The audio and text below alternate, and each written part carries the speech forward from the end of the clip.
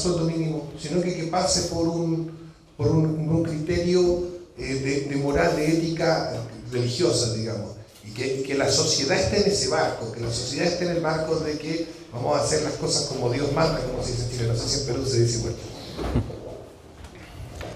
Muchas gracias por la cuestión.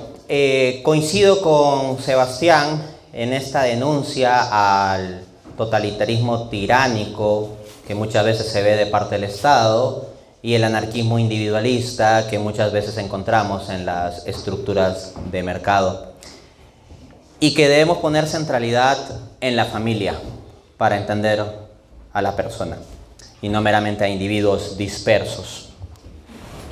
Dicho eso, entonces, coincido también con él en que las estructuras políticas y económicas no dan realmente su lugar a la familia. Tenemos que, pues, las tendencias antifamilia en las estructuras del Estado han sido por demás denunciadas y es ciertamente necesario denunciarlo y hay que seguirlo denunciando en lo que es el Estado.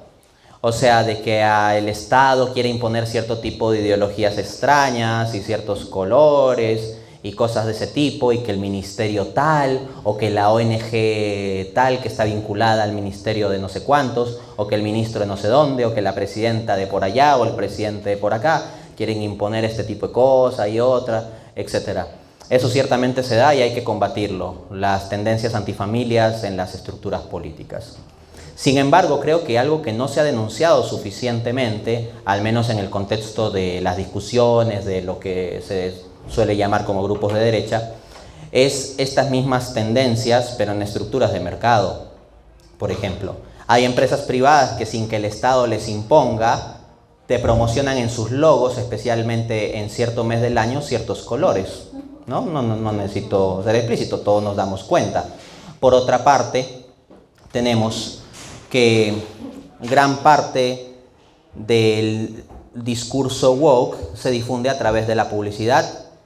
Y esa publicidad no es simplemente que el Estado totalitariamente les está imponiendo, violando las libertades políticas que harían defender los libertarios, no, sino que en su libre ejercicio del libre mercado de publicidad se les ocurre poner ese tipo de cosas, ¿no? Entonces, el discurso o las formas antifamilia se encuentran también en esa parte de la estructura.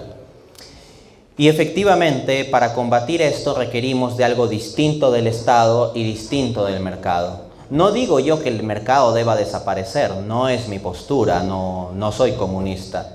Tampoco digo que el Estado deba desaparecer, no soy un anarcocapitalista ni un anarquista.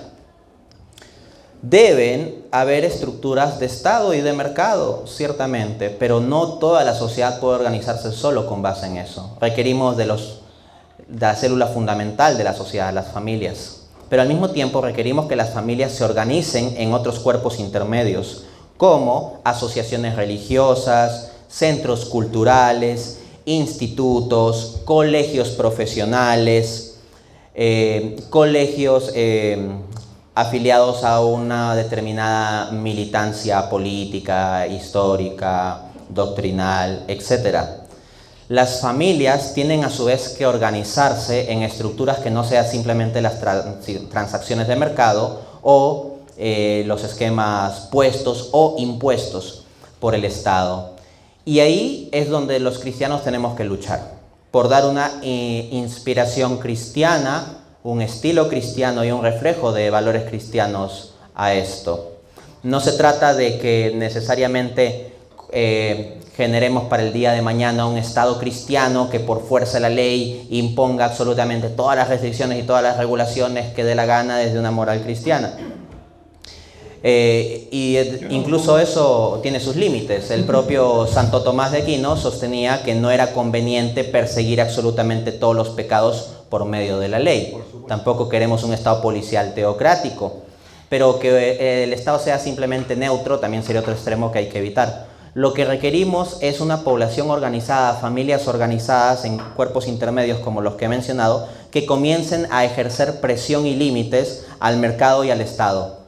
Que sepan las estructuras del mercado y el Estado que si se pasan de la raya van a tener a una población organizada que puede alzar su voz. No solo individuos dispersos que juntan firmas por correos electrónicos o en una red social, firmas puramente virtuales, que en ocasiones tendrán su influencia, no digo que esté mal, pero hay otras formas que pueden ser más efectivas y deben estar inspiradas por la visión cristiana, como bien apunta Sebastián. La segunda pregunta, usted está entusiasmado, pero quiero hacerte una segunda pregunta. En este momento en Chile estamos en un momento clave de la discusión económico-religiosa que hace brecha, que hace fractura en la derecha chilena y tiene que ver con el permiso que se le dio desde el gobierno a los empresarios para obligar a los trabajadores a trabajar en Viernes Santo.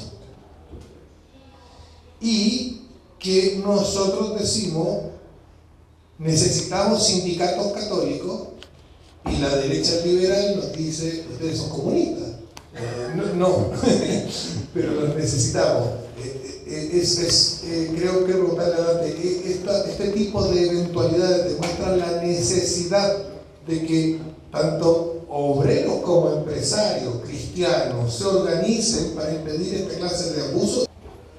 Los sindicatos son un tipo de institución considerada legítima por la doctrina social de la Iglesia.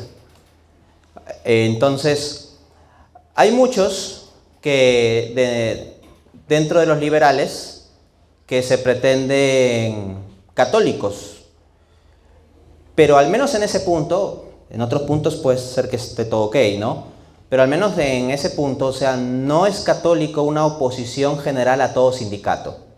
Que los sindicatos puedan caer en excesos, sí, así como el mercado y el Estado, y no por eso decimos que el día de mañana hay que quemar todos los estados o todos los mercados o algo así, ¿no?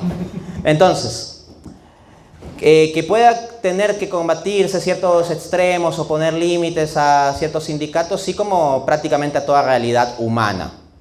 Pero que los sindicatos sean una institución que deben tener su lugar dentro de un orden social conforme a la doctrina social cristiana que se enseña en las encíclicas y en el catecismo, la respuesta es que sí, que los sindicatos son una institución necesaria. Porque no somos simplemente individuos... Este tipo de cosas coyunturales con el Estado. Ajá.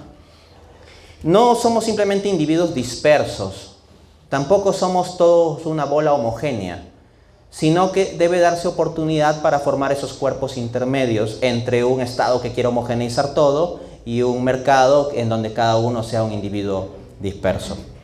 En consecuencia, requerimos de sindicatos, requerimos de asociaciones cristianas de empresarios, porque ojo, no es que yo demonice la actividad empresarial, estoy denunciando un flujo económico irracional que se da cada vez más en el sistema capitalista actual, pero eso no significa que esté diciendo que toda actividad empresarial es mala. Ya aclaré que no considero que toda transacción corresponda a este tipo de flujo, ¿no? Y ciertamente deben haber asociaciones de empresarios cristianos y asociaciones de trabajadores cristianos y han de hacer defender sus derechos. Hay estados que se pueden pasar de la raya en poner restricciones o regulaciones a los empresarios también. No solo puede pasarse la raya, puede ser que le falte poner regulaciones a ciertos estados, a la actividad empresarial. Hay otros aspectos en donde se pasan de la raya y ponen más regulaciones de la cuenta. Los empresarios están en total derecho de agruparse y hacer oír su voz. Con el mismo derecho los trabajadores pueden hacerlo. Y cuando trabajadores se agrupan para defender derechos, ahí lo que tenemos es sindicatos, se llaman sindicatos. Y si dentro de esos derechos implica defender un derecho humano como la libertad de conciencia, y dentro de esa libertad de conciencia, su opción religiosa de, por ejemplo, no trabajar cierto día, hay que tenerlo en cuenta. Cierro con esto. A ver en qué medida se permite obligar a un judío a trabajar el sábado, o obligar a un musulmán a que tenga que comer cualquier cosa en la fiesta de la empresa, aunque sea el mes del Ramadán. Se generaría un escándalo si algún empresario quisiera obligar a eso o si un Estado impusiese eso. Pero si se hace contra los cristianos parece que no genera escándalo. Tenemos que alzar la voz. Ahora sí. Y después lo prendís para hablar. Hola. Hola. Ahí te van a subir. Hola. Hola Dante, muy agradecido por tu presencia acá, en nuestro país y en este lugar. Dios te bendiga, nuestra Madrecita Virgen por siempre te acompañe muy de cerca. Creo que es muy necesario el trabajo que estás haciendo, que es el de perfilar las líneas generales que conducen el mundo contemporáneo, sobre todo porque son las que llevan el poder de fondo, donde se deciden la geopolítica actual, y que vienen de un lineamiento desde la Revolución Francesa, los Estados-naciones, etcétera, y el liberalismo y su juego dialéctico, izquierdas, derechas, Estado-mercado. claro, constante, y usar las personas como motor de su movimiento. Ahora sí creo que debemos hacer un trabajo como cada persona, que desde el ángulo que le sea posible, abordar también la problemática. Porque nosotros acá en el mundo hispano somos hispanos mestizos católicos. Y necesitamos un discurso, necesitamos teóricos, necesitamos un andamiaje teórico que sea capaz de sostener nuestras ideas también, defender nuestras ideas. Por ejemplo, ese problema que se mencionaba recién de los sindicatos tiene que tener antecedentes que se puedan citar. Es decir, como dijo tal autor, como dijo tal, etcétera, tener también sacar a la luz nuestros autores, porque nosotros no nos ordenamos en función del individuo y el colectivo, que es reunión de individuos. Nosotros nos ordenamos en términos de comunidad y familia. Comunidad y familia. Y eso rompe completamente el esquema por ejemplo, desde los problemas de contaminación, etcétera, abandono de las personas de tercera edad, etcétera. La forma hispano-católica incluye la familia, y la familia cuida a los niños, cuida a los adultos mayores. Es otra la mentalidad, es cosa de ver un barrio católico común y corriente, o ver un barrio residencial, o un barrio residencial en Houston, en Boston, donde nadie se conoce, viven 20 años y no se conocen. Acá los chicos juegan al balón y las mujeres están conversando, y los hombres llegan del trabajo y también conversan un rato. La forma es completamente distinta, pero necesita urgente intelectuales que vayan entretejiendo una defensa para generar un sistema distinto, que sea católico, que sea hispano, que sea mestizo. Déjame contarte algo. Cuando llegaron las personas que venían exclusivamente a ver a Dante, que son ahora la mayoría, nos encontraron a todos afuera preguntando: ¿qué aquí es lo de Dante? Estábamos todos afuera conversando, algunos fumando, etc. ¿Por qué estábamos todos afuera conversando? Porque nosotros no los conocemos, porque hemos hecho muchos eventos. ¿Y cuál es la invitación para ustedes, que son gente que le gusta ver a Dante en YouTube, que comparte las ideas de Dante ahora? Ustedes que están aquí todos en el mismo lugar, comparto, cambien número de teléfono, conózcanse, organicen cosas. Esto no apareció espontáneamente, esto apareció porque la Hermandad Reino de Chile, que gran parte de las personas que estaban aquí antes de llegar son de esto, hay un técnico que viene desde Rancagua, monta el sonido, monta el micrófono, hay una persona que yo contacto al catering, que bla bla bla, hay unos fondos que se organizaron entre todos, que se van poniendo. ¿Y qué es lo que pasa? Que no estoy tratando como de sacar en cara esto, lo que estoy tratando de presentar que estas pequeñas cosas, que son pequeñas, esto es una reunión pequeña, pero en esta reunión pequeña, 20 seguidores de Dante Urbina se conocieron en persona, y espero que eso no se quede aquí, ¿vale? ¿Por qué? Porque, o si no, ¿cómo hacemos estructura? O si no, ¿cómo hacemos comunidad? Entonces, se forman, se agrupan, se hacen amigos y hacen cosas. Y si no, entonces somos muy católicos, pero vamos a misa solos, volvemos a la casa solos, rezamos el rosario solos, no nos juntamos con nadie y no conocemos a nadie más. Y vemos YouTube, vemos al padre Toro y vemos a Dan Turbina y vemos el Rincón Apologético y no sé qué, mira qué entretenido. Y eso no sirve para nada. Hay que hacer cuerpo social. Nosotros no somos protestantes, no me salvo yo solo leyendo la Biblia, yo solo entendiéndola yo solo. O sea, no sé qué opina Dante, pero creo que esta es la misma que yo. O sea, aquí el catolicismo es que vamos a misa y juntos participamos del sacrificio incruento y es una cosa común, no digo colectiva, digo común, al menos común. Claro, de hecho y perdónanos nuestras deudas y venga a nosotros tu reino y danos hoy a nosotros, a todos, nuestro pan. Es siempre de nosotros, es una cosa grupal y hay que estar en comunión con el resto de los católicos. Y no estoy apuntando a nadie porque no los conozco, no sé si son como yo dije, pero a mí me parece central que, oye, hagamos otra cosa, o ustedes se conocen, organizan, hacemos otra cosa, se contactan con nosotros, unimos fuerza y después viene, no sé, el Padre Toro y conocemos además 100 personas que no vinieron a ver a Antolina pero les gusta ver al Padre Toro. Entonces, ya hacemos un grupo más grande y estamos más comunicados y estamos más organizados. Disculpa que me haya tomado tanto tiempo para responder, porque yo sé que la pregunta era para Dante y quiero darle el micrófono a Dante ahora. Sí, un pequeño detalle. El tema es que, como mencionaste tú también al comienzo, hay un factor de veracidad que llevamos en ventaja, en términos de que si los modelos que logramos nosotros articular y por los cuales nos guiamos vienen de la fe y calzan con Cristo, eso tiene un factor altísimo de veracidad, porque Cristo es la verdad. Y si lo que nosotros pensemos, desarrollemos, etc., calza con Cristo, es cierto, porque Él es la verdad. Entonces, eso es algo que nosotros tenemos que tener siempre muy, muy claro, que Cristo reina, Él reina desde arriba, y cualquier orden que nosotros vamos a desarrollar tiene que ser así, y de ahí se emana la fuerza y el poder. Eso, muchas gracias. Perfecto, muy bien. Agradezco los aportes que has introducido. Se podrían decir muchas cosas. Yo quisiera centrarme en algo, ¿no? Que tú también insististe.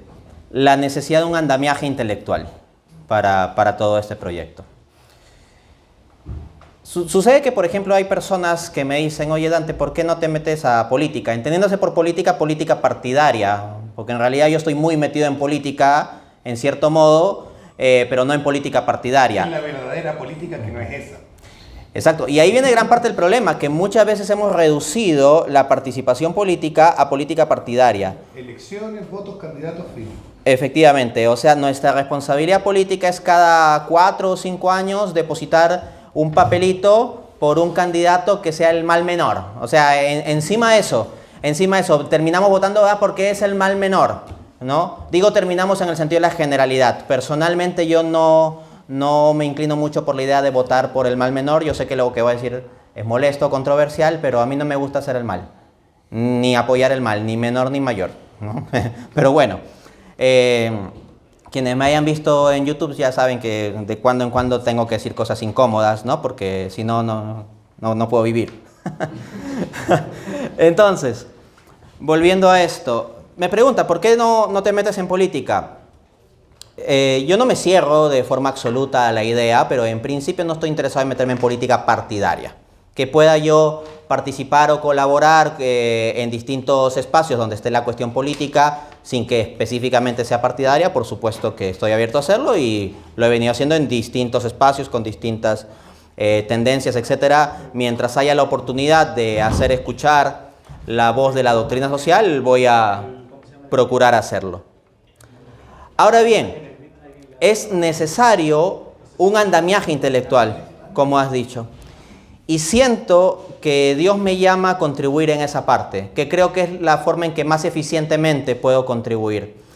Siento que son otras personas los que pueden estar mejor llamados y capacitados por el Señor para llevar a la práctica en contextos más específicos las cosas, por decirlo así, del armazón teórico que más o menos voy desarrollando, ¿no? Entonces yo me entrego más a esto de difundir, consolidar, explicar y profundizar en ese armazón teórico, poniéndolo al servicio de los que sabrán plasmarlo en situaciones prácticas más específicas. Quisiera, se me vino a la cabeza ahora una cosa. El otro día, cuando, estaba dándole un cursito de introducción a la economía a los chicos del reino, y una de las cosas que les manifesté, oye, está antes, el amigo que está en una de las cosas que les manifesté, como que les explico un poco esto de la mecánica del mercado, los precios y todo lo demás, y bueno, ese es el Dios de los liberales. Eso, sí, eso. Y quería preguntarte a ti una cosa, que creo que está en el centro de tu crítica. Creo que este es el centro de tu crítica y quiero saber si tú básicamente me podrías decir sí, ese es el centro y bien. El mercado coordina a los que consumen con los que producen, pero no coordina a los que necesitan productos, ¿no es cierto?, con los que producen, sino a los que consumen con los que producen. Ese es como el meollo, ¿cierto? Me parece una forma muy buena de sintetizarlo, no diría necesariamente que es el centro de la crítica, pero sí diría que es el punto principal. Porque si se ve la primera cita que utilicé luego de desarrollar todas las ideas de Mises, la primera cita iba a esa idea, precisamente, que la necesidad no es lo mismo que la capacidad de consumo en el contexto de mercado. Entonces, diría que ahora, es la puñalada principal. Eso me lleva a hacerte la siguiente pregunta. En tu crítica, por lo tanto, tú no niegas que el mercado sea efectivo a la hora de coordinar al que consume con el que produce, sino que aquellos que consumen por ser consumidores tengan la verdad sobre lo que se debe producir. Diría que el mecanismo de mercado es en principio una forma eficiente de coordinar esto. Nótese las palabras, digo en principio, porque también existen los llamados fallos de mercado. Sí, claro. Ciertas situaciones, circunstancias, pero en términos generales los mercados funcionan porque permiten esta coordinación de forma más ágil. La propia doctrina social de la Iglesia, así como hace un rato hablé de la legitimidad de los sindicatos, plantea también y defiende fuertemente la legitimidad del mercado y del libre mercado, entendido, claro está, con determinados límites y regulaciones, contra las cuales estaría en contra von Mises. Von Mises en su obra La acción humana dice, por ejemplo, que se pueden permitir las creencias religiosas siempre y cuando no interfieran con los asuntos sociales, políticos y económicos, lo cual es todo lo contrario de lo que dice la doctrina social de la Iglesia, que desde la luz de Cristo debemos buscar que esa luz se concrete en los asuntos sociales, políticos y económicos, ¿no? La inversa de lo que dice Mises. En consecuencia, mi propuesta no es eliminar el mercado, sino encauzar el mercado, y poner un cauce implica también poner ciertos límites. Por ejemplo, el agua es buena, el agua de un río es algo bueno, pero si se sale de los cauces eso ocasiona destrucción. Entonces, la institución del mercado es en sí mismo algo bueno y conveniente.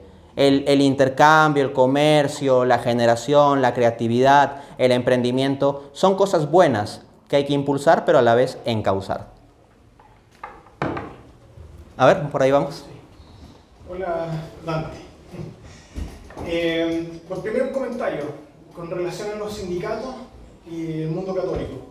Hay muchos sindicatos y también gremios, o sea, tanto trabajadores como patronos, que se han organizado en torno a la fe católica. Y es tradicional los gremios medievales, que siempre eran bajo la advocación de un santo, así que la tradición está. Quería preguntar una cosa, porque no la sé. Está la tradición, pero no se aplica. Pero hay muchos, o sea, por ejemplo... Pero se juntan los pescadores para San Sebastián. No, San Pedro. Bueno, yo me acuerdo que, se juntan los pescadores para el santo pero eso, y fin de la historia. Pero no hay uno que se llama... Cuando los trabajadores, cuando los pescadores... Cuando era súper católico, era un modelo. Era comunista.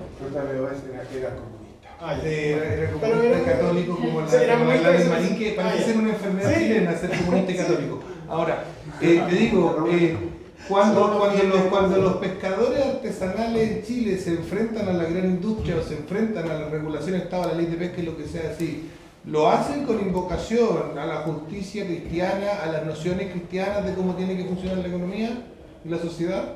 No.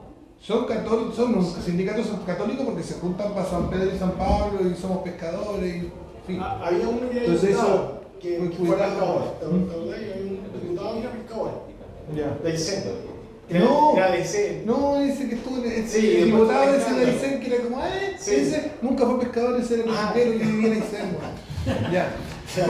Y ahora, bueno, eso eran los comentarios. Pero ahora la pregunta, porque realmente no sé el tema, solamente de oída. Es algo que no es del mundo hispano, es del mundo anglosajón, pero es católico. Se convirtió al catolicismo, él era protestante, Chesterton, entonces no sé si pronuncié bien el apellido. Y tiene una doctrina que se llama el comunitarismo, no sé si podría explicar un poco el tema y eso, y si se puede aplicar también la economía circular, un poco para revertir esto de la economía irracional. Eso. Bueno. Bien, buenas cuestiones. A ver, primero un comentario breve sobre el comentario. En la práctica, normalmente los llamados sindicatos católicos tienen una identificación católica que suele ser cultural, pero muchas veces no hay una conciencia real de la doctrina católica sobre los sindicatos mismos y la justicia social, ¿no? Sin embargo, hay que entender que como hay esa tradición histórica, de todas maneras se puede utilizar como un nexo, se puede utilizar como un vínculo, como una ocasión para ayudarles a acercarse más a la plenitud de la doctrina católica, ¿no? Entonces yo no diría que esa referencia que tienen de lo católico resuelve el asunto, pero tampoco es que habría que desdeñarlo del todo, sino que en su insuficiencia se puede utilizar como una oportunidad para profundizar, ¿no? Que eso es necesario. Luego, la cuestión que me planteabas, ¿me la podrías repetir? Sí, no, lo de Chesterton. Ya me acordé porque... Comunitarismo. Sí. No se llama comunitarismo, se llama... Distributismo. Distributismo, sí. Era por eso que decía, me sonaba la palabra, pero decía, pero no es esto. Claro, es que es distributismo. Sí. Efectivamente. Podría dar acá una explicación muy rápida del planteamiento económico de Chesterton, el distributismo, pero no daría tiempo de agotarlo. Obviamente ni con una conferencia pretendería agotarlo, pero al menos hay alguna conferencia en mi canal de YouTube. Ustedes ponen Dante Urbina, Chesterton, distributismo y tienen una conferencia como de 1 hora y media sobre el asunto. Para dar simplemente unas pinceladas rápidas. Chesterton ponía énfasis a la noción de familia también. Entonces se encontraba que en las estructuras del mercado capitalista se terminaba desestructurando la familia. Por ejemplo, hay una famosa frase de Chesterton que no la estoy citando exactamente, pero la idea más o menos es que el feminismo consiste en que la mujer deja de servir a su marido para servir a su jefe, ¿no? En el sentido que la liberación femenina es que las mujeres van al mercado laboral y el mercado laboral es pues servir al jefe, ¿no? No, pero ojo, ya en la revolución industrial, con la urbanización y la forma en la que se piensa la urbanización mediante la revolución industrial en el liberalismo capitalista del siglo XIX de Gran Bretaña, se nucleariza la familia. Porque la familia hasta ese momento no era nuclear, no era papá, mamá, hijos, era papá, mamá, hijos, primos, tíos, nietos, abuelos, tíos, abuelos, era extendida. Entonces ya tenés un deterioro de la familia incluso antes de la ruptura total, que es lo que estamos viviendo a partir del siglo XX. La familia se achica, se comprime y se vuelve solamente el núcleo pequeño, que tampoco es óptimo en términos de, voy a hablar económicamente, en términos de economía de escala, la familia nuclear es muy ineficiente y la familia extendida es muy eficiente. Y las familias de clase alta, que podemos ver en Chile, en Perú y en Estados Unidos, normalmente son familias extendidas y sus consumos familiares están estructurados en escala de consumo de la gran familia. Y las clases bajas, las clases proletarias, clases obreras, digamos, de la revolución industrial son obligadas a nuclearizar su familia, volviendo más ineficiente todo su consumo y por lo tanto empobreciéndolas aún más. Solamente quería hacer ese acápite, disculparlo, pero me parece como relevante lo que estaba diciendo. Sí, efectivamente, la primera revolución industrial genera una estructura social más urbanizada. Y la vida urbana es muy distinta a la vida rural, no solo en las condiciones económicas, sino en las condiciones familiares. En los contextos rurales, pues las familias normalmente son extensas. Tener muchos hijos tampoco es que sea inmanejable en términos de una casa, porque para empezar puedes tener una casa, ¿no? En los contextos urbanos es muy difícil tener una casa. Normalmente la gente tiene departamentos y los departamentos están estructurados para que vivan 2 personas y un perro, básicamente, ¿no? Conseguir un departamento, si es que tienes 4 o 5 hijos, que sea adecuado a un precio razonable, es algo que es complicado, ¿no? Es algo que el mercado no produce. Efectivamente, no, condiciona, ¿no? Por ejemplo, démonos cuenta que durante la mayor parte de la historia de la humanidad, la gigantesca mayor parte de la humanidad vivió en zonas rurales y en contextos familiares más extendidos y comunitarios, ¿no? La idea de familia nuclear, mamá, papá, hijos, y con nuestra época postmoderna, que se convierte en papá, papá y un perro, o mamá, mamá y un gato, etcétera, es algo bastante reciente. Pero si tú vas hoy en día, incluso en entornos relativamente urbanos, a la gente que... Esto yo lo trato en mi libro La miseria del individualismo, pero si tú vas a los estratos sociales más altos, en Estados Unidos, en Inglaterra, acá en Chile, ¿con quién vive Cast? Con los otros Cast. Tienen una casa del Cast, y la casa del otro Cast, y la casa del otro Cast, y la casa del otro Cast, y de hecho comparten Doberman, que son unos perros que cuidan las casas. Y cuando uno ve la gente con dinero, escoge vivir en familias extendidas. ¿Y por qué escogen vivir con familias extendidas? Porque pueden permitírselo, sí, pero también porque es económicamente más funcional y más racional que la familia nuclear. O funciona mejor en términos económicos, funciona mejor en términos de ahorros, de gastos innecesarios. O sea, una familia nuclear, si tiene que trabajar ambos progenitores, tiene que poner a los niños en el jardín, no sé qué, pagarte la guardería, que no sé qué. Tiene redes de apoyo. ¿Ah? Tiene redes de apoyo. Claro, la red de apoyo, que además, si tú tienes una familia entera y hay que cuidar a los niños, tú contratas a una persona que cuida a todos los niños, de todas las mujeres que tuvieron hijos en esa casa. Si es que es necesario, porque puedes determinar que va a hacer la labor de una de esas mujeres, O la abuelita. y las otras pueden ir a trabajar, o la abuelita que ya está jubilada, etc. O sea, la red de apoyo, la estructura económica es mucho más razonable. Yo creo que hay que hacer un ensayo nuevo en la economía irracional y meter la parte de la irracionalidad, de la nuclearización y la individualización. Porque más loco, más enfermo, más irracional, más ineficiente que vivir en una familia nuclear es vivir solo. Eso ya es el acabose de la ineficiencia total en términos de la dinámica de la administración de los recursos. Perdón, me tomé la cuestión, pero es que ese tema a mí me... Sí, no, es algo muy interesante.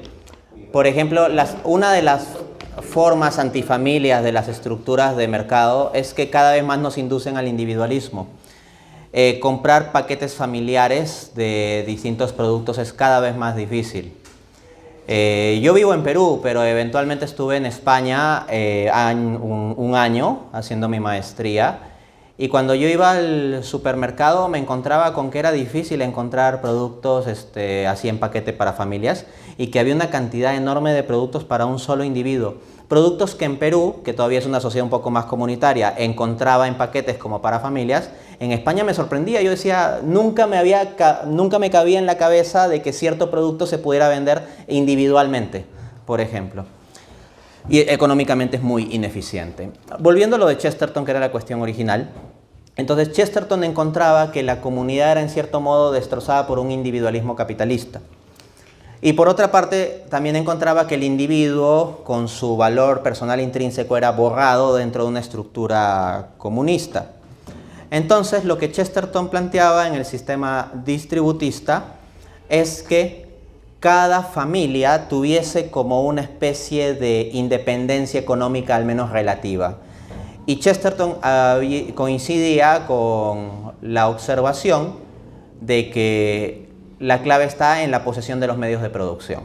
Claro. Ahora, lo que sostenía Marx es que el conjunto de proletarios debía juntarse para tumbar a la clase capitalista, expropiarle, es decir, quitarle, robarle los medios de producción y por medio del Estado administrar la economía. Chesterton al mismo tiempo encontraba que los empresarios tenían un poder real teniendo los medios de producción y que muchas veces las familias se veían sujetas a eso. Entonces la solución de Chesterton en el distributismo, explicado de forma simplificada, claro está, es cada familia debe ser propietaria. O sea, toda familia debe tener aunque sea una pequeña propiedad. Una pequeña propiedad, una pequeña parcela de medios de producción y entre familias asociarse o juntarse para intercambiar o para tener propiedades un poco más grandes, ¿no? Ese es el planteamiento básico de Chesterton. Luego ramificaciones, como digo, hay una conferencia entera y no me explayo más en este punto. Voy a tratar de hacer mi respuesta más breve porque sé que hay preguntas. Te quería tocar el tema de que, claro, ahí yo diría que habría que estudiar el tema del distributismo respecto del efecto Walmart, pero no me voy a explayar tampoco en eso. Sí, es cierto. Pero creo que tenemos que juntarnos a conversar eso porque creo yo que ahí hay cojea el distributismo si nosotros miramos el efecto. En realidad yo iba a dar ese comentario, pero justo para no desarrollarlo es que me frené un poco, ¿no? Pero en el video discuto las limitaciones también del planteamiento porque distributista. Si yo tengo garantizada cierta propiedad, puede ser símil la garantía de cierta propiedad a la garantía de ciertos servicios públicos. ¿Y cuál es el punto? Que eso me hace más susceptible de contratarme por salarios de explotación. Porque como tengo seguras ciertas cosas, y eso se llama efecto Walmart, porque en Walmart en Estados Unidos cuando uno se contrata, te contratan por $1 menos del máximo, del tope para los beneficios sociales. Y los mismos que te contratan te hacen llenar los papeles para que tengáis los food stamps y los beneficios del Estado. Entonces, ¿qué pasa? Que no estás dispuesto a dejarte explotar por Walmart porque el Estado te está garantizando una cosa. Entonces, si yo con el distributismo, digamos, te garantizo también a ti una parcela de propiedad, algún medio de producción, tú puedes decir, entonces yo puedo trabajar por menos porque tengo esto otro. Entonces se generan también, al menos yo creo que eso podría ser una crítica en contra, que se podría buscar alguna solución. Quiero que continúen las dos personas que están esperando para preguntar. Sí, solo hacer el apunte breve que en la conferencia en cuestión hablo de dificultades de implementar o de la viabilidad del distributismo, ¿no? Así que ahí desarrollo esto. Bien. Saludo Dante, y de la pregunta que te tengo un poco te voy a plantear desde esta introducción, y es que ocurre que para cualquiera que haya pisado un aula de economía, siempre se presentan estos modelos que son racionales, podemos decirlo. La curva de oferta y demanda, claro, se hace bajo un supuesto racional.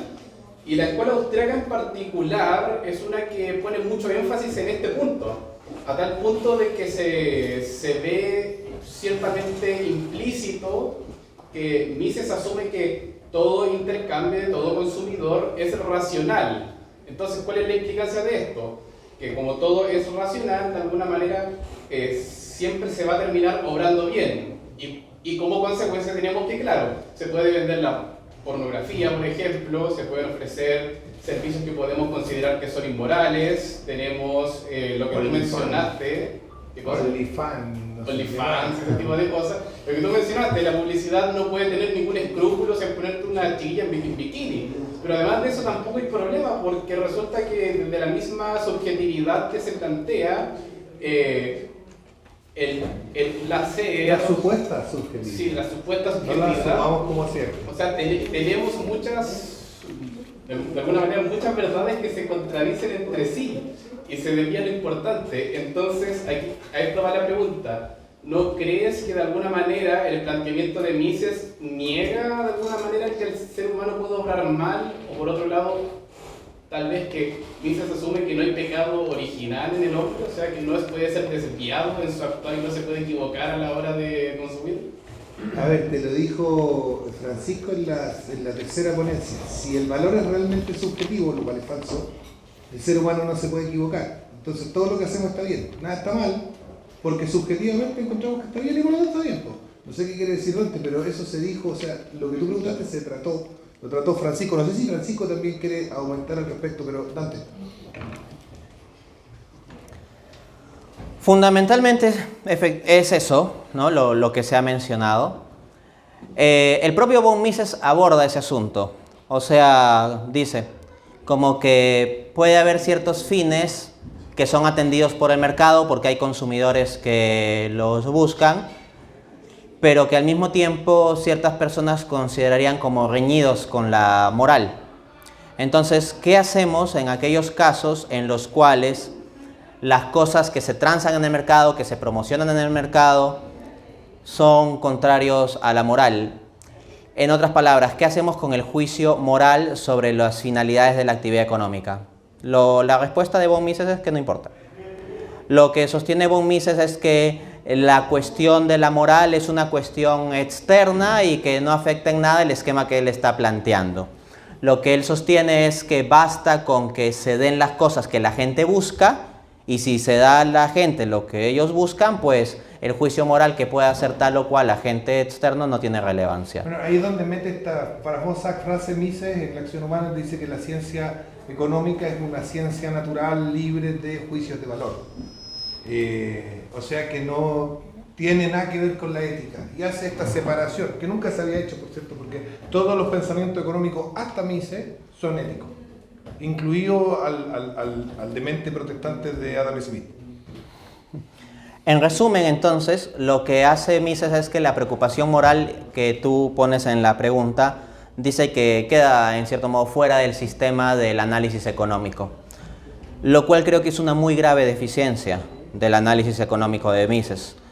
Pretender que hay un fenómeno económico independientemente del fenómeno moral es un absurdo.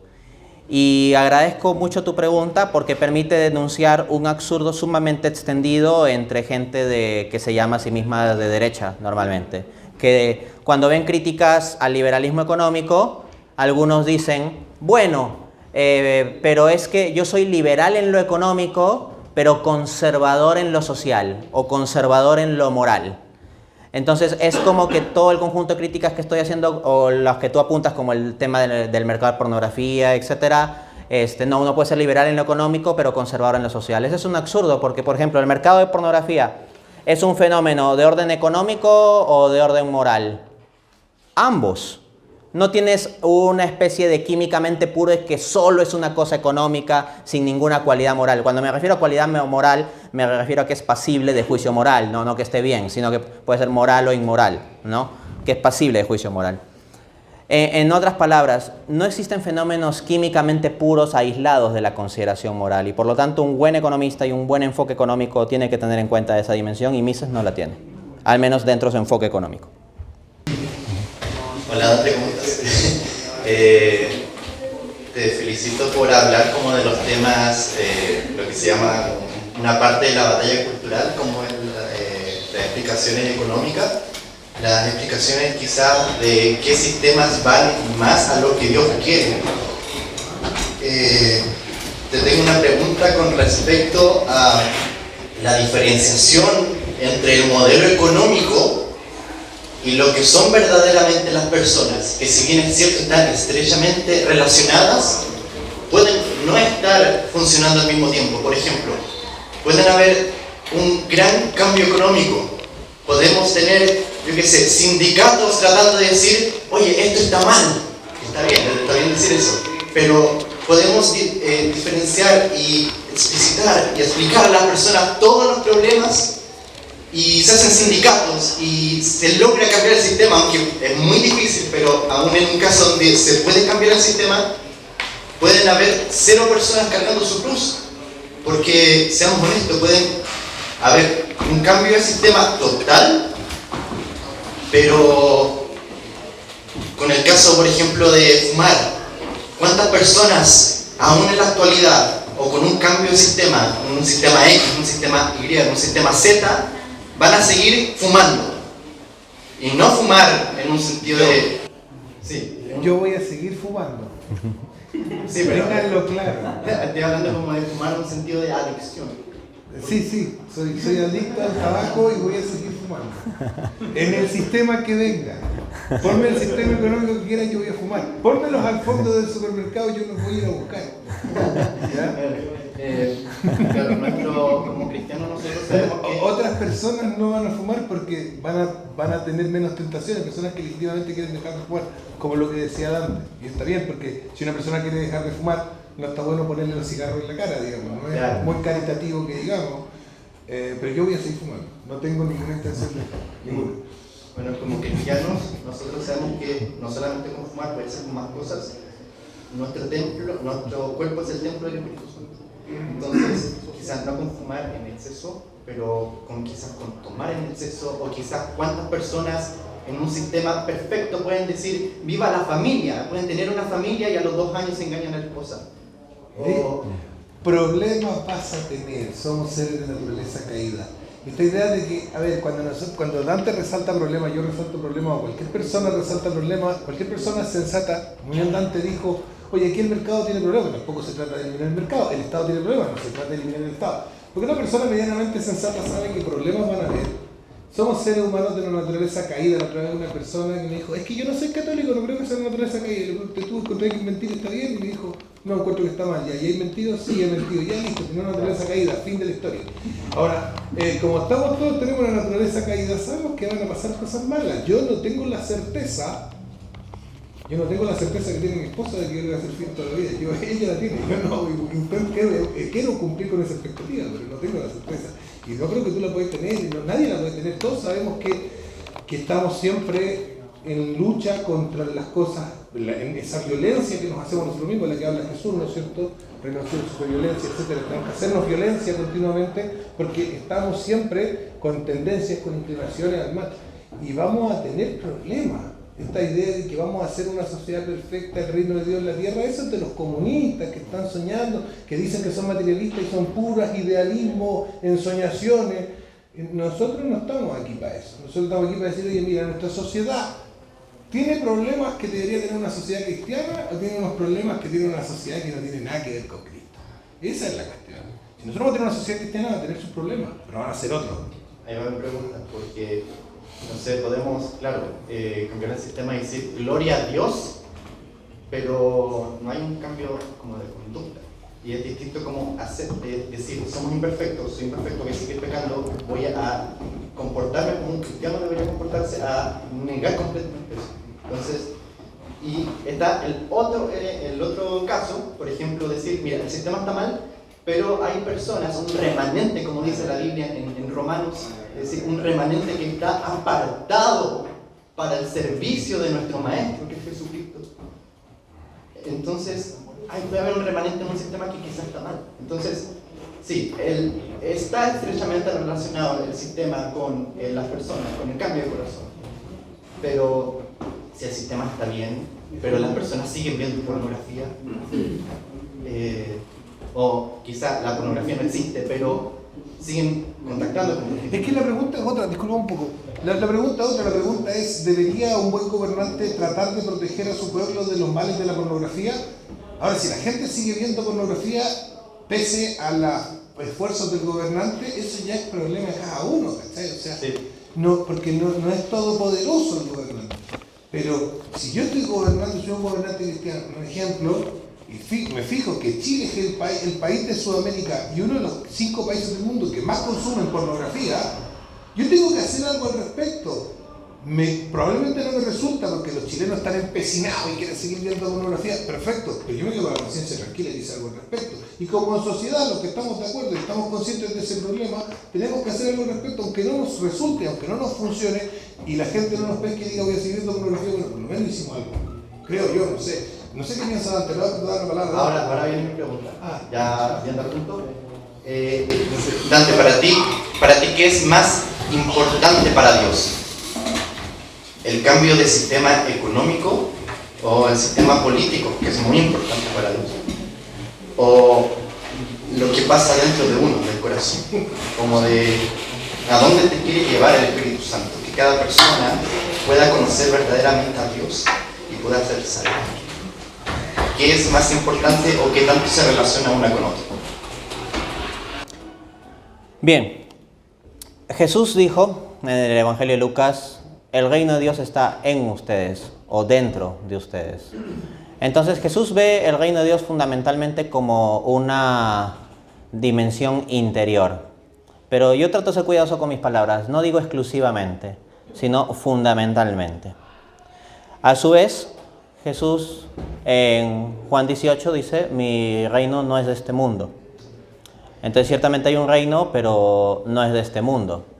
Pero en Juan 16, Jesús le dice a los apóstoles, ustedes no son del mundo, pero están en el mundo. Asimismo, tú hacías referencia al remanente fiel. Esto está en Romanos 11, versículos del 4 al 7, que toma el caso del profeta Elías. Y Elías era un hombre que luchaba contra la maldad que encontraba en su propia sociedad, en el pueblo de Israel, que se había ido a la adoración de dioses falsos, de Baal. Y entendamos que en el contexto de las culturas antiguas, el cambiar de religión no es simplemente religión como en nuestro contexto privado, es un cambio político, social, económico, cultural, porque la religión estaba amarrada con todo eso. Hoy en día como que hemos separado esas dimensiones. Entonces a lo que voy es que el mundo que enfrentó Elías era un mundo socialmente pervertido, políticamente pervertido, jurídicamente pervertido y religiosamente pervertido. ¿Cómo es de ahora? Y lo que sintió Elías es que estaba muy solo. Y muchos podemos tener esa sensación de que vemos un mundo así y nosotros tenemos un ideal según Cristo y queremos luchar por ese ideal en compromiso con Cristo, y la voz que más nos importa es la voz de Cristo, más allá de que alguno u otro nos pueda decir que no vale la pena o que es imposible o que somos ilusos o etcétera. O sea, lo que importa es la voz de Cristo. Entonces, a lo que voy es que Elías siente que está solo y en un momento quiere que Dios le quite la vida. No, Elías no busca suicidarse, pero sí porque sabe que el dueño de la vida es Dios. Pero se dirige a Dios diciéndole, Señor, no soy mejor que mis padres, quítame la vida. Cuando Elías dice esas palabras, no soy mejor que mis padres, es como, he tratado de hacer lo mejor que he podido, pero soy un hombre al final débil, con contradicciones, deficiencias, y por más, Señor, de que he intentado defender tu palabra, tengo mis fallos. Elías sintió eso. Y se sintió solo, desamparado en medio de la lucha social que hizo. Porque, como digo, en la época de Elías, lo social y lo religioso estaban sumamente unidos y por lo tanto puedo hablar de la lucha religiosa de Elías también, como una lucha social y una lucha política. Elías, al oponerse al culto a Baal y a Jezabel y a los sacerdotes, se está oponiendo a las autoridades no solo religiosas, sino también políticas. En esa época no se sufría la esquizofrenia que se sufre hoy en día, de pensar que en política soy católico, o sea, en religión soy católico, en política soy pro aborto, en economía soy liberal, no sé qué, y así, y hacer esa esquizofrenia, esa bifurcación de personalidad que tiene todo el mundo hoy en día. Bueno, la gente antes no estaba Efectivamente. Entonces cuando eran de Baal y todo era de Baal, y cuando eran de Yahvé y todo era de Yahvé, como gente cuerda. Efectivamente, no había esa esquizofrenia. Pero yo quisiera llevarte a la respuesta que Dios le da a Elías, porque el Espíritu de Dios en Elías lo llevó a Elías a hacer esa lucha religiosa y social en el mundo. Entonces, tú me hablabas sobre, al final de tu pregunta, ¿cuál sería la relación? La relación es que tener el Espíritu de Dios dentro nos va a llevar a buscar actuar fuera. Y ese actuar fuera va a manifestarse en la predicación del Evangelio. Pero el Evangelio no solo se predica con palabras, sino también con nuestras obras. Y nuestras obras implican nuestro actuar económico, político, jurídico, intelectual, etc. Y nuestra misión en todas esas áreas también. Efectivamente, entonces yo no haría, yo sí haría una distinción y estaría de acuerdo en hacer una distinción entre la vida interior y la salvación en función de esa vida interior, de lo que Dios va trabajando interiormente entre nosotros, y lo que puede ser la militancia exterior en ciertas causas. Sí reconozco una distinción, pero no haría una separación, sino que lo uno y lo otro se van a implicar mutuamente. Pero a final de cuentas, la dimensión más importante está, sí, más allá de este mundo. Porque ¿qué hizo Dios con Elías al final? Se lo llevó en cuerpo y alma para arriba. No lo dejó como un supermilitante que establezca el triunfo de la verdadera religión en Israel con una estructura política perfecta, pero sí lo llamó a luchar contra una estructura política injusta hasta ser perseguido. Pero el punto que quiero traer a colación con el pasaje que tú citaste del remanente es este, y sé que es muy importante traer a colación este punto. Cuando Elías se sentía absolutamente desanimado por su incoherencia, sus insuficiencias y que ya no podía más y que no tenía ganas de vivir y decía, Dios, quítame la vida, la respuesta de Dios fue básicamente decirle a Elías como, no te deprimas, las cosas no son así como tú las ves, no es que tú eres el único que queda, sino que me he reservado a 7,000 hombres que no han doblado la rodilla ante Baal. En la numerología judía el número 7 representa la perfección y 1000 pues habla de una gran multitud. Entonces cuando dice 7,000 hombres no es que exactamente cuantitativamente contaban 7,000, sino la idea que quería expresar Dios es que había una perfecta gran multitud de personas que no han doblado la rodilla ante Baal, ¿no? Y esa es la idea del remanente fiel. Pero ese remanente fiel no va a estar en una situación de apartarse del mundo fuera del mundo, sino como decía Jesús en Juan 16, ustedes, aunque no son del mundo, están en el mundo. Estamos en estas estructuras y ahí tenemos que luchar. Y nos podemos desanimar porque parece que todo nos da la contra. Pero ¿qué dijo Jesús? Juan 16:33, en el mundo pasaréis aflicción, pero no tengáis miedo, pues yo he vencido al mundo. Y también Jesús dice en ese contexto, pido al Padre no que los saque del mundo, sino que los fortalezca, que los guarde. Entonces a lo que nos llama Dios es a una militancia en este mundo por una causa que es más grande que este mundo y nos promete un destino más allá de este mundo. Bueno, Dante, muchas gracias por la conferencia. Yo quería volver al tema un poco más del origen de todo esto, que es el tema económico. Yo te quisiera hacer dos preguntas. En Chile está mucho el debate de la desigualdad, está muy instalado. Y se ha respondido por parte de la derecha con soluciones tecnocráticas. Y con la izquierda se responde más bien con salidas retóricas. Ahora está descansando en el Congreso, está dormido, pero lo más probable es que se vuelva a poner en boga el tema de una reforma tributaria. Y ahora estamos con el tema de las pensiones. Más allá de las salidas técnicas que tú apuestas por un pluralismo epistémico, lo has dicho. Tú tienes 3 paradigmas económicos que a ti te gustan, que son la economía institucional, la economía conductual, la mezcla de la psicología con la economía y el post-keynesianismo.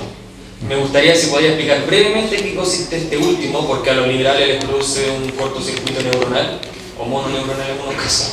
Me gustaría que lo explicaras un poco, no a fondo porque eso da para un libro entero, pero me gustaría que explicaras ese paradigma económico y en segundo lugar que tú nos podrías explicar cuál es la medida, o mejor dicho, el fin al que tiene que apuntar toda la política económica para nosotros decir o comprobar fehacientemente esta es la propuesta de la doctrina social o esto es lo que apunta el Evangelio.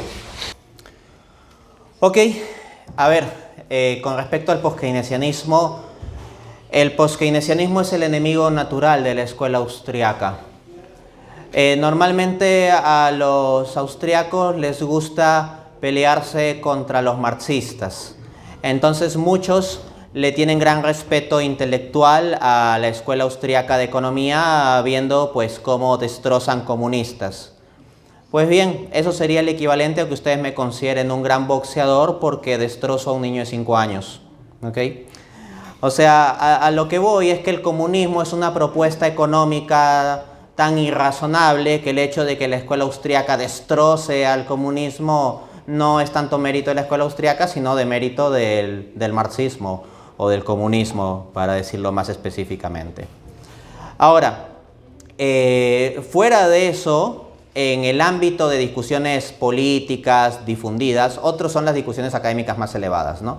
Pero en el ámbito de las discusiones políticas difundidas, normalmente los austriacos, si no están enfrentándose con los comunistas, hablan del keynesianismo. Y básicamente la idea que pues ha venido vendiendo cierto político sobre el keynesianismo es que keynesianismo es que al Estado corrupto le da la gana de gastar más plata para supuestamente arreglar la economía y termina generando inflación y empobreciéndonos a todos.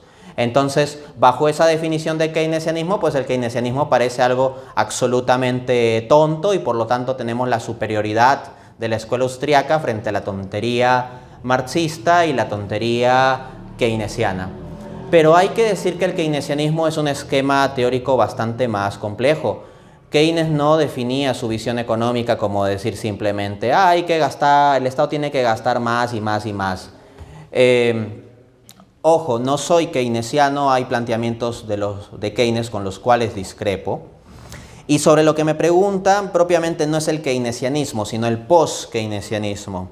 El post-keynesianismo es un enfoque que va más allá de las ideas iniciales de Keynes, pero al mismo tiempo se basa en ciertos planteamientos fundamentales de Keynes que no suelen ser considerados normalmente en la discusión de las carreras de economía. El post-keynesianismo es un enfoque que tiene tres postulados fundamentales: no ergodicidad, incertidumbre fundamental y oferta monetaria endógena. Este último no lo voy a explicar porque es bastante técnico, pero si a alguien le interesa, pone en YouTube Dante Urbina o teoría monetaria post-keynesiana y va a encontrar una conferencia como de 1 hora sobre el asunto. Solo que esa conferencia la di en una facultad de economía, porque ese asunto es más técnico, ¿ya? Pero trato de explicar todas las veces lo más claro posible, pero el asunto es más complejo. Me centro en los dos primeros, la ergodicidad, la no ergodicidad. Ergodicidad sería una propiedad o supuesta propiedad de los fenómenos sociales de ser, tener la misma estructura o los mismos patrones en el futuro que los que tuvo en el pasado. En consecuencia, con base en el conocimiento del pasado, podríamos proyectar el futuro. Los post-keynesianos niegan eso. Dicen que las estructuras económicas tienen unas complejidades, unos ciclos tales que no se puede pensar que los mismos patrones del pasado sirvan para el futuro. Y eso hace que normalmente se opongan a los enfoques neoclásicos. Pero los austríacos sostienen algo similar también. Los austríacos en ese punto al menos estarían de acuerdo con los post-keynesianos. El segundo aspecto de la escuela post-keynesiana es la incertidumbre fundamental, y ahí viene más su pelea con los austríacos en las implicancias que sacan. La incertidumbre fundamental es que hay ciertos fenómenos que son en sí mismos inciertos y querer asignar probabilidades numéricas es absurdo. Por ejemplo, si se tira un dado, ¿cuál es la probabilidad de que salga 1? Eso es fácil de calcular. Si el dado está en condiciones normales, la probabilidad es un sexto. Asignar una probabilidad numérica es muy fácil y muy razonable. Pero ahora bien, si te le vas a declarar a una chica, ¿cuál es la probabilidad que te diga que sí? ¿Cómo calculamos eso? ¿Cuál es la probabilidad de que haya una tercera guerra mundial en los próximos 10 años? Entonces, hay ciertos fenómenos de los cuales simplemente no sabemos. ¿Cuál es la probabilidad de que de acá a 20 años sigamos usando teléfonos móviles? Yo no lo sé, porque puede ser que tengamos unos super relojes en donde machucando en un botoncito sale un holograma y ahí movemos todo y ya está, o unos chips donde en nuestro cerebro vemos unas imágenes y ya el celular está en un chip y ya en realidad no es un celular, sino un chip y el teléfono móvil ya no existe. O tal vez puede ser que haya formas muy sofisticadas de teléfonos móviles y sigan existiendo. ¿Cuál es la probabilidad de que sigan existiendo? No tengo idea y cualquier número que yo diga sería muy arbitrario. Entonces Keynes encontraba que muchas veces en los fenómenos económicos hay esa incertidumbre. Y aquí viene una implicancia donde ya hay una ruptura fuerte con la escuela austríaca. Keynes sostiene que en las decisiones de inversión, precisamente por esa incertidumbre fundamental, y los autores post-keynesianos recogen esta idea, como no se sabe claramente ciertas cosas y es muy difícil ponderarlas y ni siquiera con probabilidades las podemos modelizar bien, tenemos que apelar a corazonadas. Keynes le llamó animal spirits. Decía que los empresarios invierten o dejan de invertir en función prácticamente de un feeling, de un impulso optimista o pesimista. Exacto, los sesgos cognitivos influyen mucho ahí. Y justo tú mencionaste bien que uno de mis paradigmas favoritos es la economía conductual, que es una suerte, como también bien dijiste, de combinación entre economía y psicología. Entonces, cuando vienen los sesgos cognitivos en las decisiones de los empresarios, los sesgos cognitivos por definición implican la probabilidad de errores sistemáticos. Y si esos errores sistemáticos están presentes en la conducta de inversionistas sistemáticamente, esto pone muy en cuestión la idea de un sistema de libre mercado o un sistema económico financiero estable si dejamos a su sola libertad. En consecuencia, la escuela post-keynesiana saca esa implicancia que pone en jaque la idea austríaca de orden espontáneo. El orden espontáneo austriaco es que si tú dejas a los agentes libremente, las cosas se organizan bonitos solas. En cambio, esta idea de incertidumbre fundamental con los animal spirits y los sesgos psicológicos implicados en las inversiones puede llevar a una inestabilidad intrínseca del sistema financiero y en consecuencia todo el sistema económico. y un autor que ha desarrollado mucho esto es Hyman Minsky con su hipótesis de la inestabilidad financiera. Y Minsky sostiene que incluso sin intervención del Estado se pueden generar crisis financieras en el capitalismo. A los austríacos esa idea les asquearía porque Hayek decía que si hay fluctuaciones en la producción es básicamente porque el Estado mete la mano en la economía. En otras palabras, si no hay Estado interviniendo no debería haber crisis. Pero Minsky, de forma post-keynesiana, plantea un modelo donde con el solo mercado financiero generaría crisis solito. No puedo explicar la hipótesis de la inestabilidad financiera de Minsky aquí, es muy largo, pero lo que sí puedo decir es que Minsky es un economista que murió bastante olvidado, hasta que en 2008 sucedió la crisis financiera y se puso de moda porque se encontró que el esquema que él había planteado sobre cómo se daban las crisis correspondía muy bien a la crisis financiera de 2008. Lo otro lo voy a responder un poco más breve, es que la primera pregunta que me hiciste tenía su complejidad teórica, pues, ¿no? ¿Cómo podemos evaluar una sociedad? A ver, en términos de la polis, de la política, no me refiero ya a los fines sobrenaturales, sino al orden natural de los gobiernos. Eso apunto también. Sí, a lo que debería evaluarse es el bienestar de la población.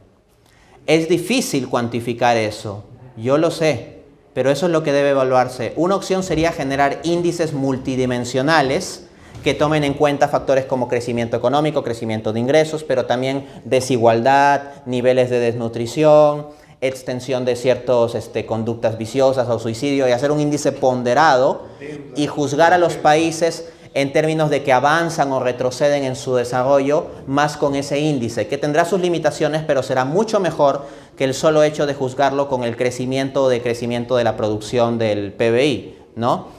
En consecuencia, yo abogaría por eso, por índices multidimensionales que tomen en cuenta otros objetivos más allá del mero crecimiento económico. Lo mío es súper corto. Dale. Hola, bueno, a raíz un poco del tema económico, te quería hacer una pregunta muy breve, y era consultarte qué opinas tú que va primero. Esto es como la gallina del huevo, es la oferta o la demanda, porque entiendo, por ejemplo, cuando hay demanda de un bien o servicio de primera necesidad, por ejemplo, hay oferentes, ¿no es cierto?, o aparecen los oferentes cuando ven que hay una demanda de un determinado bien o servicio. Ahora, cuando es al revés, aparece una oferta de un producto, por ejemplo, a raíz del caso de estos productos de belleza, ese ideal que la gente quiere llegar, y aparece una demanda para eso que se ofrece que no es de primera necesidad, porque nosotros, por ejemplo, no necesitamos cremas para la belleza, no necesitamos bajar 40 kilos para vernos mejor, no necesitamos fumar. ¿Se podría decir ahí que eso es como una suerte de degeneramiento económico o una artificialidad económica? Porque eso lo vemos hoy en día, sobre todo, que aparecen o se crean necesidades de alguna forma que son de ahora. Entonces, se podría decir que cuando aparece una oferta sin haber demanda anterior, y sobre esa oferta aparece una demanda de eso que se está ofreciendo, de esa cosa que no necesitamos, ¿eso se podría catalogar o cómo lo catalogarías tú? ¿Artificialidad? ¿Algo como que una necesidad creada? ¿Cómo lo llevarías al concepto de eso? Bien, básicamente correspondería a los conceptos de flujo racional y flujo irracional, del que hablo en el libro La economía irracional. El flujo racional corresponde a generar una oferta porque previamente hay una necesidad. Entonces, la producción atiende las necesidades humanas y está sujeta entonces al hombre, la economía al servicio del hombre con sus necesidades. El flujo irracional sería el otro esquema que mencionabas, donde se genera una necesidad para vender un producto. De este modo, en realidad el producto sería primero y el producto generaría una estructura publicitaria y también una estructura social, con todas las influencias que se pueden tener, para que la persona se vea necesitada del producto, pero no es que había una necesidad previa, sino que el producto fue primero. ¿Cuál de los dos ocurre en nuestra economía? Ambos. Como dije, los dos flujos están presentes y las dos cosas están presentes. Históricamente hablando, si nos vamos al origen de todas las cosas en el tipo dilema del huevo o la gallina, Yo diría que primero fue la necesidad humana que llevó a la producción, pero estamos hablando de épocas súper prehistóricas en ese caso. O sea, estoy hablando básicamente de un cavernícola con hambre. Pero hoy en día pues ya tenemos todo un transcurso de sociedad que ha devenido en un contexto posmoderno, tecnológico, etc. Y el avance tecnológico cada vez más lleva a la posibilidad de que primero se generan los productos y después se presiona a la sociedad, a los consumidores, para que necesiten esos productos. En el libro La economía irracional, por ejemplo, desarrollo algo que yo llamo el imperativo tecnótico. El imperativo tecnótico, dicho rápido, es que la tecnología avanza exponencialmente, pero los cambios sociales, naturales de la preferencia de la gente y sus necesidades y todo eso son graduales. Entonces, ¿qué pasa? Que tecnológicamente tenemos un montón de productos nuevos a una escala exponencial y hay que vender esos productos en todo ese desarrollo, pero la gente no avanza tan rápido. Entonces, ¿qué hay que hacer? Inducir a la gente a que necesite esa fabricación exponencial. O sea, lo que yo quiero hablar es en cuanto al hambre. Porque si hay hambre, no se trata de comer cualquier cosa, porque si como chatarra, me voy a enfermar y voy a tener hambre. No, de repente no tengo hambre, pero estoy enferma. Porque debería haber entidades que controlen la calidad de los alimentos, porque hay alimentos que no sirven para nada, enferman, no alimentan, pero la gente no sabe, hay que informarle a la gente. Sí. Y también hay productos buenos, pero que la gente no los compra y que les haría mucho bien y gastaría menos el remedio. Y en cambio compran la chatarra. Y acá veo en Chile muchas adolescentes de colegio recontra gordas, y son chicas todavía, y ya están engordando. Y muchas personas ya están entrando ya a los 30 años y ya están con la barriga, ¿no? Yo tengo 64. No se metan conmigo, por favor. Y estoy bien. O sea, y estoy sana y no gasto en hospitales. Yo disfruto mucho la chatarra. No estoy gastando en hospitales. Entonces eso también, o sea, si la gente comiera sano, gastaría menos en médico, gastaría menos en comer. O sea, compro cosas que me alimentan, que a veces puede ser más caro, pero no gasto, no me enfermo. Y el cáncer y todo eso, y o sea, y todo el mundo con su barriga, y que yo tengo 68 y quiero jugar paletas, y las personas, las mujeres de mi edad, ya no juegan nada, porque andan con el bastón, que ya se caen, la artritis, que no puedo caminar. Entonces he tenido que rezar para encontrar a alguien para poder jugar paletas, que tiene como 40 años, y que juega conmigo y no hay problema. Bueno, eso quería decir. Muy bien.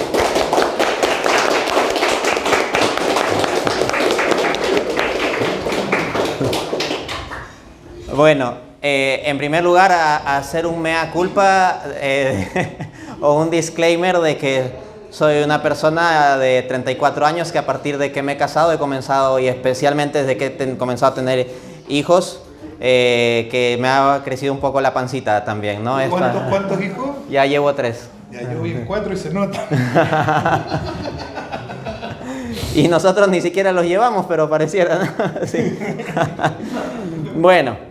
No, y es la buena vida, porque un hombre casado es feliz y feliz en verdad. Estás feliz, tranquilo, no tenés que preocuparte por nada. Cuando uno está soltero anda orgido, así el mundo entero. Uno está casado, la mujer dice, siéntese mi amor, pum, entonces uno me gorda al tiro. Feliz, ¿no es cierto? ¿Estás feliz? Estoy perdido. Sí, pero de todos modos ciertamente es necesario hacer un apunte sobre la salud y el estilo de alimentación. Parte de la economía irracional es lo que bien ha ilustrado la señora. Por ejemplo, en nuestros países andinos producimos varios de ellos papa. En el caso de Perú no sé ni siquiera qué cantidad de papa hay en términos de variedad. Hay un montón de tipos de papas. 3.000, dice, sí, o sea, yo sé que los números son así súper grandes, súper grandes. Tenemos 3 nomás.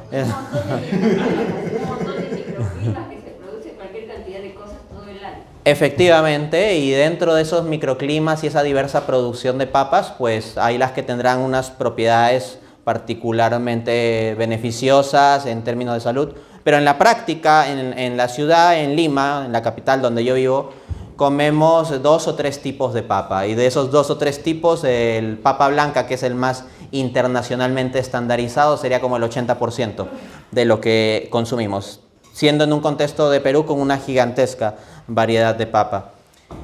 ¿Y qué sucede? Que Previo a la irrupción de esta economía irracional, globalista, consumista, postmoderna, se consumía más esos diversos tipos de papa y la gente se alimentaba bien y vivía más saludablemente. En cambio, hoy en día tenemos que, pese a que climáticamente podemos tener toda esa variedad de papas, en gran parte se fabrica una sola variedad que es como la menos interesante, que es la papa blanca, y en gran parte se exporta, y se exporta a naciones industriales para que las convierta en unas láminas delgaditas de papas fritas y las ponga en unas bolsas donde el 90% del contenido es aire, ¿no? Sé que hay una explicación científica de la cual me enteré que existía hace como unos 2 o 3 años de por qué tienen que tener aire, pero eso no quita el hecho de que es más aire que papas, ¿no? Y luego esas naciones industriales nos venden esas mismas papas de vuelta a las naciones productoras de papa, pero en la forma de fritura, en poca cantidad y con un montón de aire, y lo pagamos mucho más caro. Ese no es un orden económico racional. Y que se haya perdido esa riqueza de lo natural, desde lo natural mismo, es un problema. Hoy en día existe fuertemente un mercado de los productos naturales y todo eso, pero en gran parte es muy artificial. O sea, no se trata del poblador peruano comiendo su variedad de papa peruana recién cosechada y cocinada. Y con todo y cáscara. Exacto, que la cáscara tiene muchos nutrientes, efectivamente. La papa se come con cáscara. Esta señora me cayó muy bien. Yo soy team papa con cáscara en Chile. Nadie quiere comer papas con cáscara y me echan. Mi papá que es ingeniero químico, especializado en industrias alimentarias, bueno, él falleció en 2023, también nos inculcó mucho eso de comer papa con cáscara y nos daba todo el argumento nutricional y todo eso. Y yo sí me he habituado también a eso de comer la papa con cáscara bien lavadita y uno la come, ¿no? Pero para los estándares actuales es como que no, te la tienen que vender incluso la papa natural sin cáscara. En el sitio de comida naturista te lo venden hasta en un empaque de plástico, ahí muy estéticamente, qué bello, ahí como ese empaque plástico es para reemplazar la cáscara, o sea, un absurdo, y después se genera más basura. Entonces, gran parte de esto de los sitios naturistas son una moda y no desarrollan realmente lo que es natural, ¿no?